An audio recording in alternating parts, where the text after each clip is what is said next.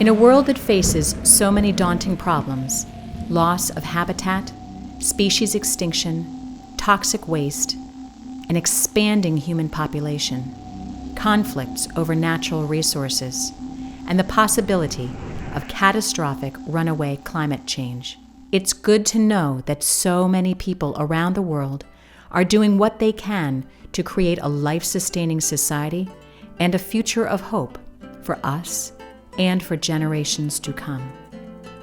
These individuals believe that they can make a difference and that they can contribute to the common good. We are happy to introduce one such individual to you, a man who has devoted his life to making his corner of the world thrive.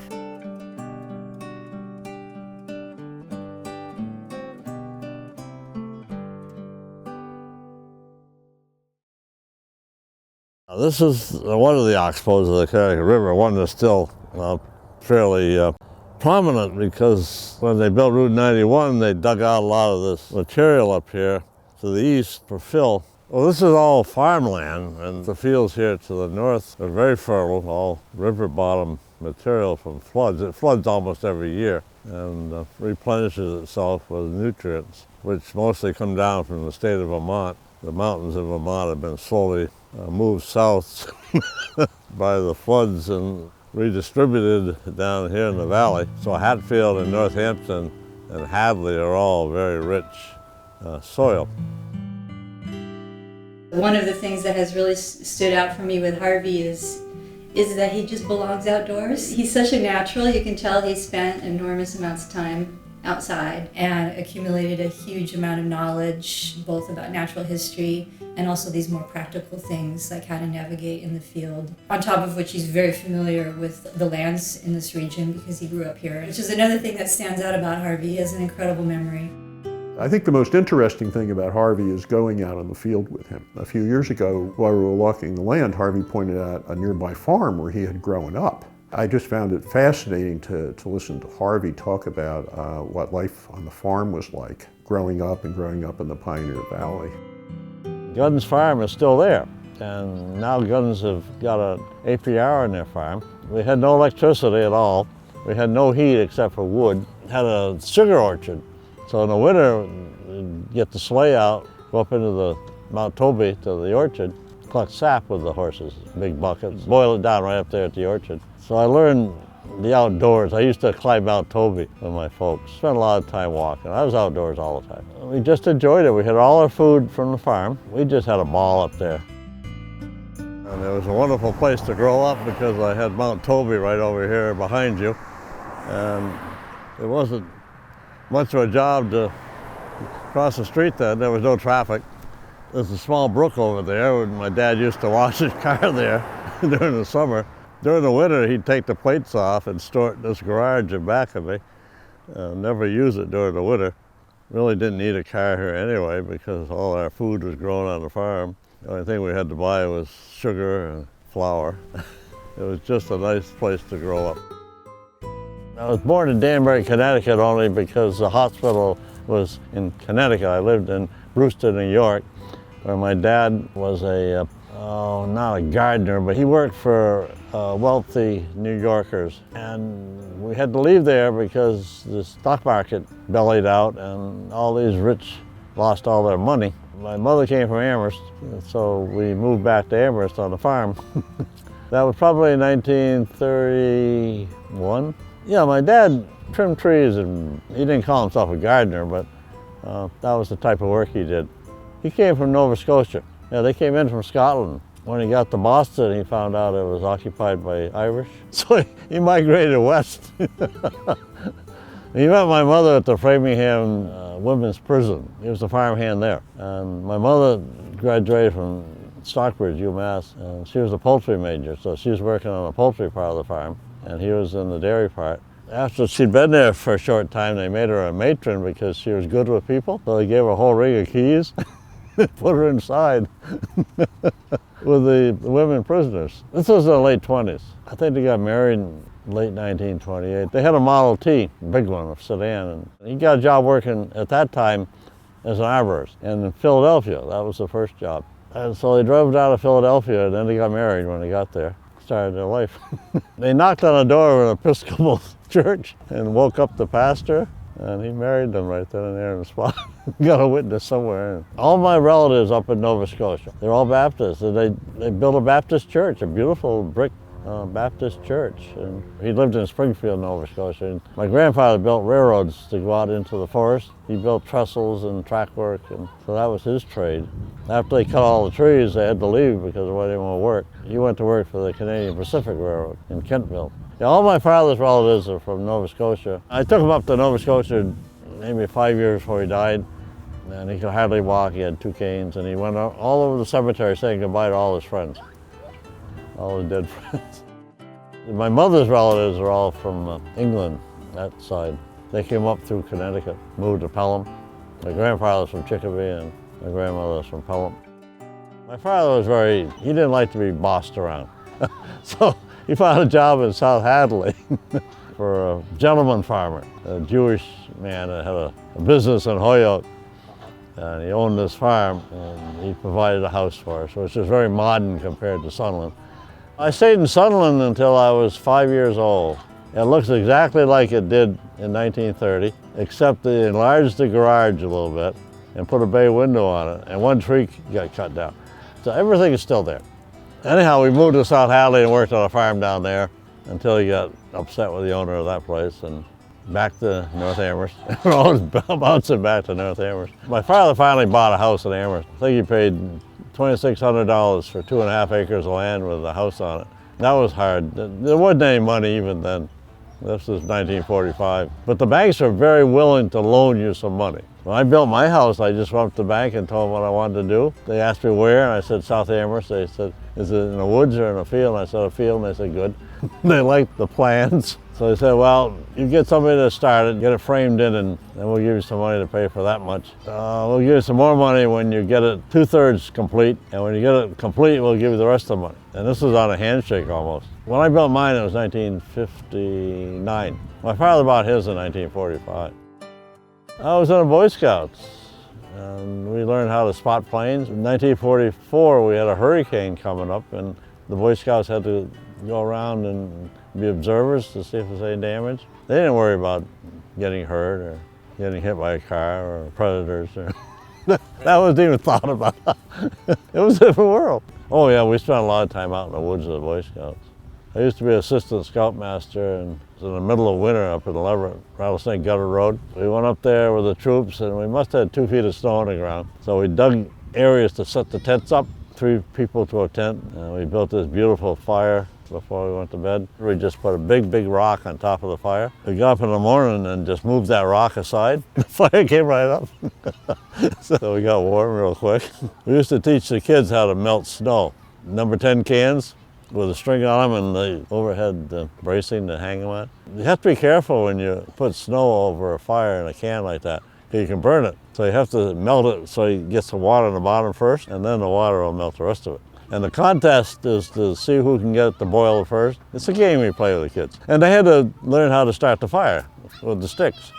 You get a spark, you blow on it. The best thing, if you use birch bark, it'll even burn if it's wet. It's so full of grease, it's the best tinder you can get. That's another contest, who can start the fire first. When we were living in South Hadley, I was going to the middle school up there by the campus, by the post office in South Hadley Center. For some reason, I missed the bus one day. We were at least 2.5 miles away. We were down near Route 202. So I started walking home, and I ran to the girls at the college, and they invited me in the house for a snack. I stayed for a while, and I continued. This was dark by then. And I got all the way home, and my mother said, well, where you been? I just knew the road because that was the bus route. I was always good at knowing directions and observing. Yeah, once you got out of Amherst, over the town line into Hadley, there were no houses. Where McDonald's was a bar, the Rendezvous, and across the street was the greenhouses. Montgomery Rose and Butler and Allman, 2 greenhouses, and they just, in the last few years, were taken down. And then the Buffalo Farm, where the buffaloes are, and Lowe's is in there now, that was there. One night we went to Northampton in 8 minutes from Amherst to Northampton. We were over the speed limit, but we did it in 8 minutes. No people, no stoplights.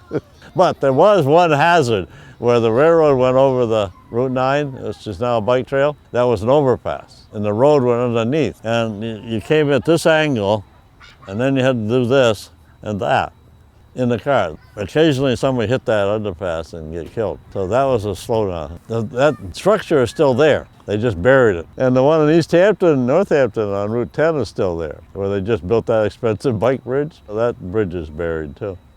I've got a picture of my house in North Amherst, and there's a trolley car going past. No, but there was a bridge over there, a trolley bridge from Northampton to Amherst. Yeah, it was south of the Coolidge Bridge, but the Coolidge Bridge wasn't there either. It was a highway bridge, the same design as the trolley bridge. And the railroad bridge was to the north. That was a much heavier built structure. Well, I knew her from the 5th grade. She was just a little kid, and I knew of her. It was probably 1944.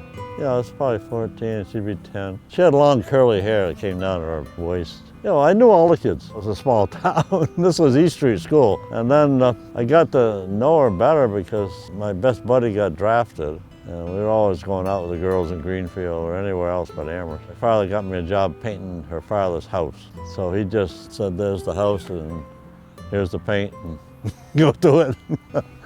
So one person, it takes a while to paint a house. She was working at Stockbridge School, in the office at Stockbridge School. So I see her leaving every morning to go to work. I just got to know her because she lived there, and one time I was painting up high and I got stung by a bunch of bees, and she happened to be in the window, so she opened the window and helped me shoo the bees away.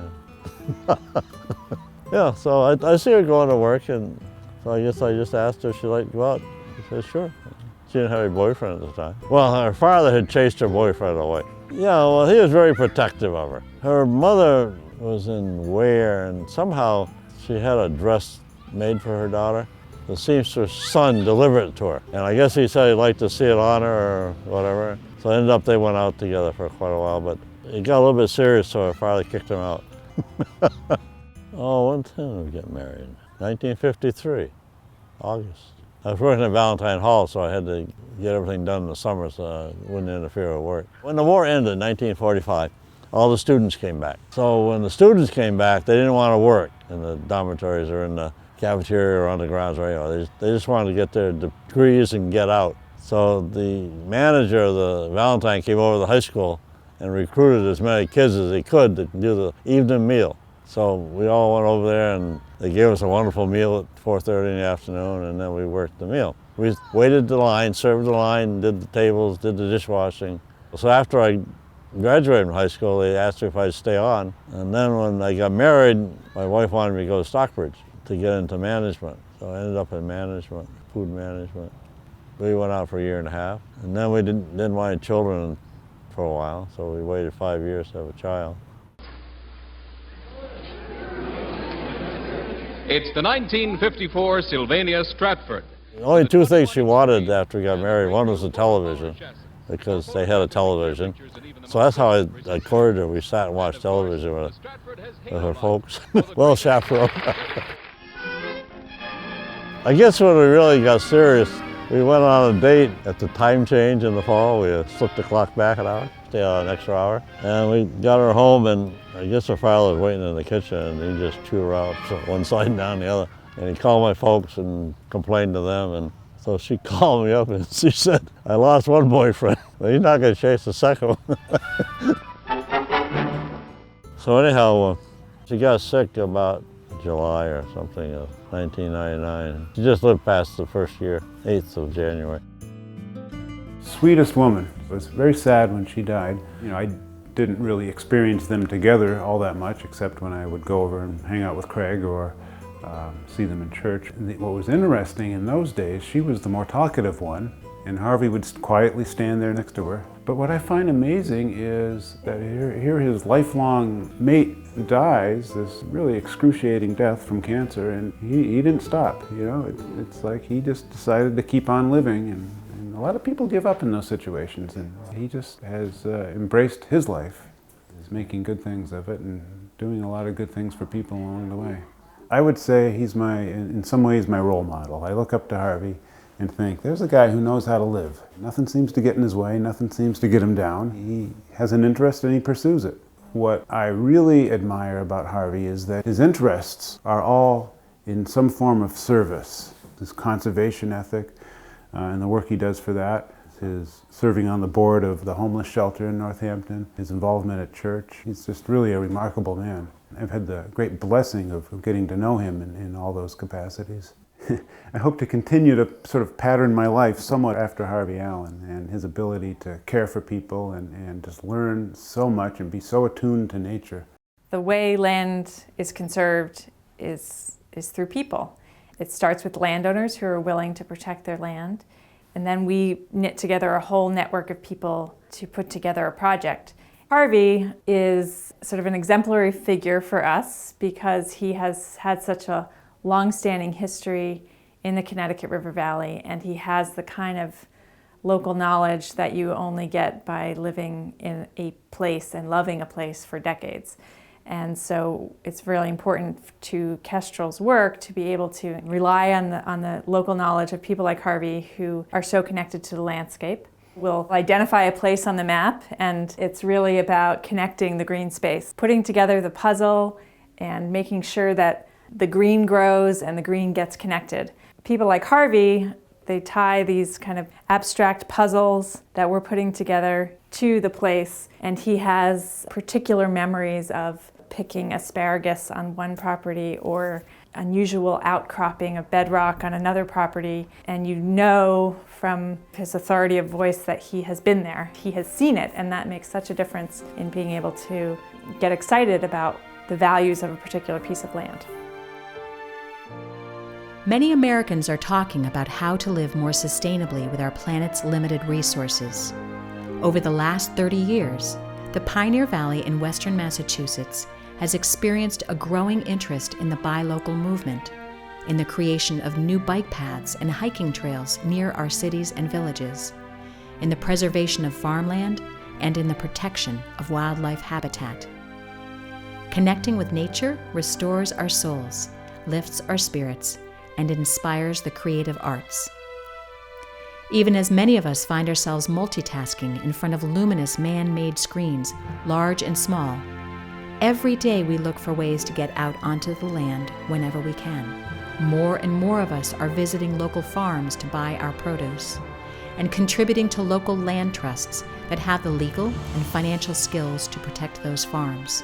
Every day, more and more citizens of the Pioneer Valley realize that in our complex and suffering world, our vibrancy, hope, and creativity as a community depend on our being able to enjoy the precious natural resources that we have been given.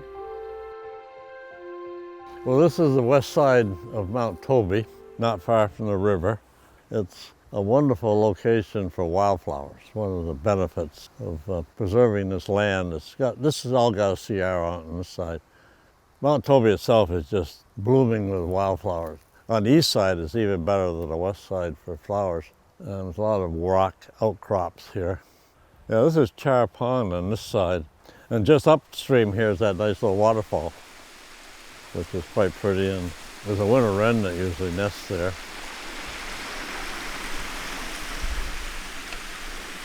And we have wood ducks that nest in here.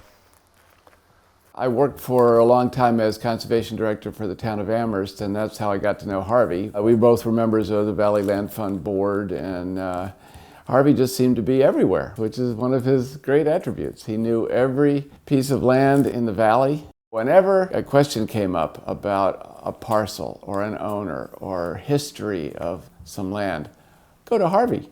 Harvey's the guy. I have always said that there are all the birders in the valley, and then there's Harvey. Every place there was with things going on, somehow, miraculously, he knew about it. It was so much fun walking some of these areas with Harvey. Early in the morning, I'd meet him at his place and we'd go out, and just incredible skill on his end, knowing what birds are out there, what their entire life habit is, and where they're liable to be. Anybody could ask him at any point, well, where am I going to find so-and-so? He would know. As a field naturalist, I've always said he's the best. All the swallows are just flying around, wishing the bluebird to leave. Once the swallows get into the box and have young that they're feeding, if you went up to that box, they just dive at your head. They're very aggressive. Well, the bluebird would not do that. The wrens wouldn't do that either, and the house sparrows wouldn't do it, but the swallows just bombard you, and they scream at the same time. His knowledge of birding and birds and wildlife and plants and plant types is remarkable for someone who has not been trained in the area. He has picked this all up over the years, and you walk with him out in the field, he can identify each plant, each flower. He hears birds. There's a pileated woodpecker calling. The meadowlark has got at least 3. I'm hearing one. They sing before the sun comes up too. And then there's a butterfly. Monarch. And he has an acute sense of wildlife. It's just ideal for wood ducks. They nest in cavities and trees, and they got plenty of cover in here. But they're not going to be bothered by human activity. In 1939 or 38, they discovered there was only 16 whooping cranes still alive. So all your hawks, cranes, and egrets, and herons, they all fly during the day. They've discovered that whooping cranes will fly maybe 400 miles, and they'll just stop. They're a migratory bird, and it's against the law to handle migratory birds. So I suppose when the glaciers came, it forced all the birds south. And then as the glaciers retreated, they followed the glaciers back. It's all very interesting anyway. Harvey knew the issues about the ground nesting birds and the need to mow the field and raise money. And whenever an issue comes up about mowing the property, Harvey knows the issues. Harvey knows who to call, who's still mowing. Not that many people mow anymore. Now the fields are becoming grasslands in the hope of attracting grassland birds. And that way, though, they don't bring any revenue in, and they take expensive labor to maintain. So how you manage it financially, and the best way is to find rich people that are willing to pay for their maintenance. You have to mow them at the right time. You can't mow them while the birds are in there. That means from the 1st of May until really almost the 1st of August, they're utilized by birds. And that takes away the market for the hay, because the hay loses its value as a feed once it goes to seed. And the grass is producing seeds rather than nutrition for the cattle, yes. They put their energy into seeds. It's hard because you have to mow them. Well, fledglings like to hang in there too. That's their home.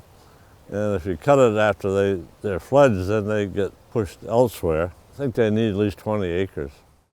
He's a remarkable guy, and this is a very valuable resource because the younger people don't know, and I don't know very much about mowing, but he knows the history of the land and the abutting land and the people who lived there. Kestrel is very fortunate to have him.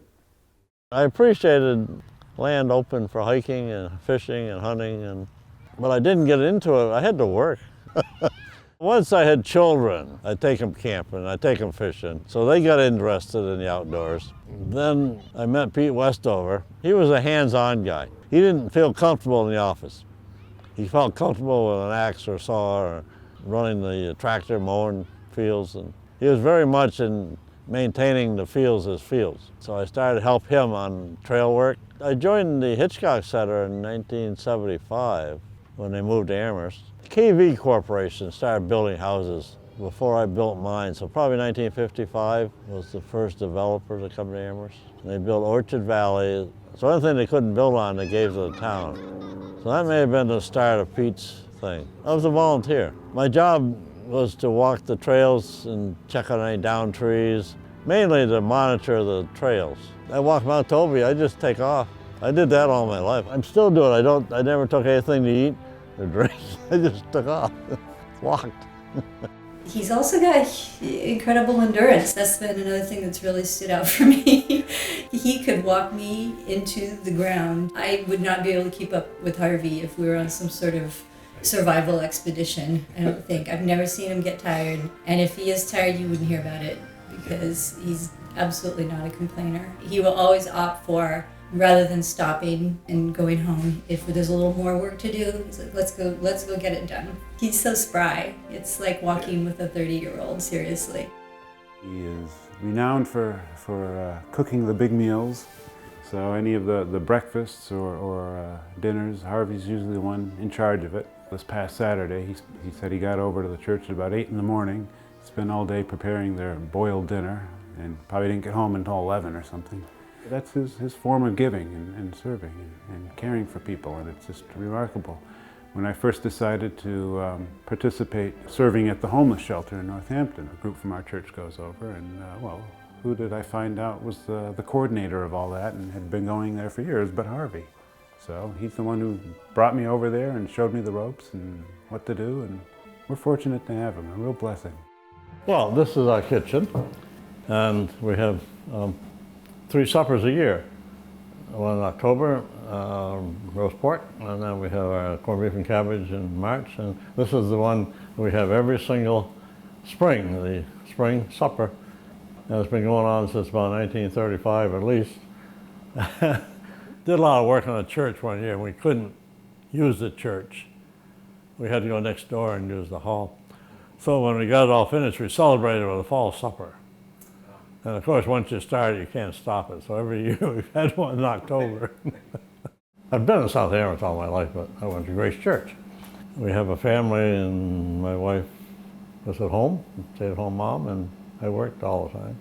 So she just marched the kids across the common, right over here. In the food business, you work all holidays and weekends, mainly. So I was away most of the time. I was also trying to pay for a house, so I didn't have much time to be at home. She always went to church, so she just continued to go to church.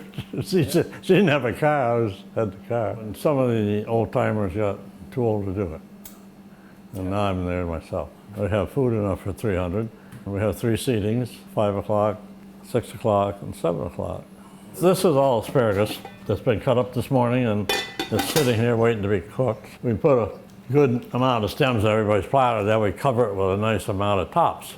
So it looks real pretty, and now we put a little melted butter on top of that. Eye appeal is 2/3 of the meal. I find also the weather has a great deal to do with how you appreciate your meal. If it was a beautiful day, you just feel more uplifted and hungrier or happier, and so you enjoy your food much, much more. If it's a gloomy day, I think you're gloomy yourself. It seems like there's less people that really associate church suppers with a good time. It is a social affair. Back when people farmed and they didn't have all this athletic activity and computers, yeah, everybody's glued to fast food. And meals really aren't a social affair any longer.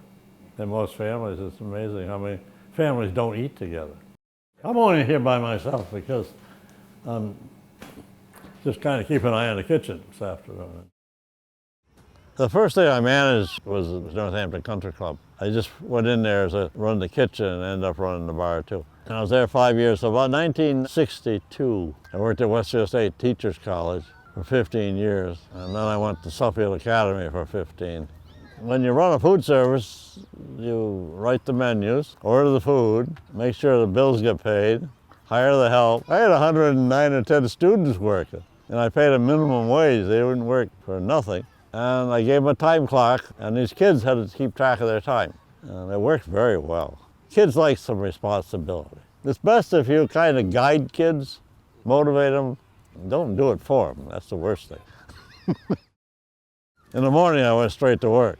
But I always went in early, and then I had a second shift. I wandered all over Westfield, fishing, and whenever I had any spare time, I was out. And same thing at Suffield. I'd drive home and I'd have a different route every night, particularly in the fall and spring to check the ponds, ducks. And I did a lot of birding. There's a second waterfall.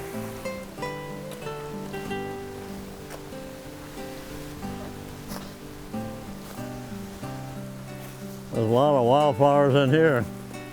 Trillium's out. The smelly one, the purple.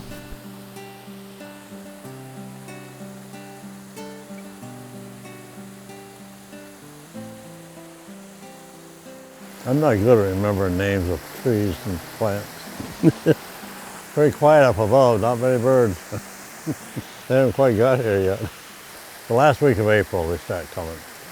Something here would be a Louisiana water thrush. They nest along fast-moving streams. They sing a loud song. They have a loud chip note to overcome the noise of the water. And the winter wren's another one. That's, it's got a huge voice. They sing for about, I don't know, 30 seconds. A long song and a beautiful song. In Europe, they just call it the wren because it's the only wren they have. I've seen them on the Pribilof Islands out in the Bering Sea, between northern Alaska and Siberia. I have an idea. Can you step right over there? I'm going to get in there too. And, God, I love this. I love this. Wow. You travel a lot, so Bering Sea, like where have you been? where have you been, Harvey? Well, I've been. What countries? I've been pretty much all over Alaska, from Anchorage up to Barrow and Point Barrow, the furthest you can go west in continental North America. Right, yes. Okay. So we got way out to Point Barrow to do, we're just looking for one duck, one of the eiders, Yep. a spectacle eider, and that's the only place that they are. I've been there and then pretty much all over California and Colorado and Arizona, Texas, Louisiana, Florida, and up the coast, and most of Canada. My father came from Nova Scotia, and all my nephews live in Nova Scotia now. I'm going back to Maine in June for a week, northern Maine. I'm in the Hampshire Bird Club, and at that time we had a man with us in our membership that liked to travel. And so you get a whole group of people together. And I went to Gambia first, very small country, 200 miles long and 35 miles wide. And it's a river, it's the Gambia River. It's a nice place to go visit, and they're advertising it as a cheap Riviera. And all the Brits from London go down there and get sunburned every winter. The bird watching is a good excuse for getting outdoors. Yeah. You can go visit a country. Yeah. And see a lot of beautiful artwork and theaters Yeah. and cathedrals. But my cathedral's outdoors. Yeah. We have the holy water right here. Yeah, the holy water. Well, just today, we were talking about kestrels. They nest in a cavity in a box or a cavity in a tree. When they're big enough, they have to get outside and they have to flex their wings to get strength to fly. And while they're doing this, the Cooper's hawks come along and pick them up. Now, does the Cooper hawk know that those babies are going to come out of that box? So they don't attack the adults that are feeding those babies. So are they thinking that they're going to get a pretty good meal soon? That's alive and thinking. And Yeah. they're certainly not stupid. I think even trees, if you took all these trees that we have here and took them to a different climate, they would sit there and wonder, where the hell are we? And some would learn to adjust to that temperature, and some wouldn't. So I suppose that's the survival of the fittest. They're not much different than we are, really. They're a living creature. And they got a mind, and they have to think to survive. That's kind of a different understanding of thinking. It doesn't require a cortex. No, Yeah. but they're a living creature, and they're fighting to survive. The ones that get the highest get the most sun. Some learn to live without it. This hemlock doesn't need sun. Yeah. They're shade loving. But most of them, the trees that come out first, the birches and the cedars all die when they get shaded out. The other thing about nature, things that grow here and live here, is that they need the habitat. If you keep the habitat, they're going to survive and flourish. And if you remove the habitat, like people do, that's the thing in Africa. In the Gambia, everything on the north side of the river is arid. Everything on the south side is still fairly healthy. But they keep cutting the wood for firewood because that's all the fuel they have for cooking. So what's going to happen in this arid conditions is going to move south as they take the trees. Yeah, you remove the trees and then the soil dries out and blows. I think there's something about our educational system maybe is part of the problem where we learn to be separate from nature as if nature is just an object. You can do what you want with it. And you know, would look at a tree and think timber, you know, and board feet, and, Yeah. you know, is objectifying nature. Yeah. I mean, sometimes we need to do that, I think, don't you? I mean, like you need to build a house, so you got to cut a tree, but... Well, the thing about the forest, if you got a monoculture, where you got a huge pine forest, it's a healthier forest if you thin it. Take some value out of that, helps pay your taxes, but it also gives the younger trees more room. And you need different ages, you need different varieties of trees for a healthy forest. He's in his 80s. All his faculties are as crisp and pure as they ever were, as far as I can tell. Harvey fits in everywhere. He's just got this sort of perfect equanimity. Nothing bothers him. He doesn't worry about anything. Nothing is so important that it needs to be gotten upset about. And that, of course, makes him very easy to get along with and very comfortable to be around. And that's another thing about Harvey that has stood out for me is he's just a centered person. He knows who he is, he knows what he likes, and he loves people. He loves the world. On top of that, he's just incredibly generous and kind, very thoughtful. Harvey has loaned me books. He's made me cookies. He's just an incredibly warm, sweet individual. I think maybe he brings out the best in people. Each layer here, this is sandstone, or some kind of material that came in layers over years, like rings on a tree, the growth rings on a tree. It's his spirit, I think he gets a deep joy and satisfaction out of life. It's probably why he cares about the quality of life for the valley and for individuals. That's what the dinosaur tracks are in. Yeah, in Hoya, it was wet, and they walked over it. Then it got compressed over millions of years into a solid piece of material. And the footprint stayed. Just a great guy. Just a really terrific person. Just a joy to be around. You got so many people not only interested in the outdoors, but with a cheerful frame of mind. You know, you just had to laugh being around Harvey. It was just so much fun. I'm not going to brag about what he's been doing. It's just part of his life that he's out there doing all this stuff. Well, why should that be a surprise? You know, why should I brag about that? So I'm just doing it. We are so lucky to have him in the valley here. But with some people, I think you want to find a place you name after them. I think we'll just name the valley after Harvey. We are grateful for the experience and wisdom of older generations of Pioneer Valley dwellers who have not forgotten how to live in a close relationship with nature, with farms and wildlife. People like Harvey Allen, a true friend of the land, the rivers and streams, birds and salamanders, frogs and fish, turtles and trees in our midst. Harvey's mind and heart are transparent to the vibrant life of our Connecticut River Valley, and he's doing what he can to protect it.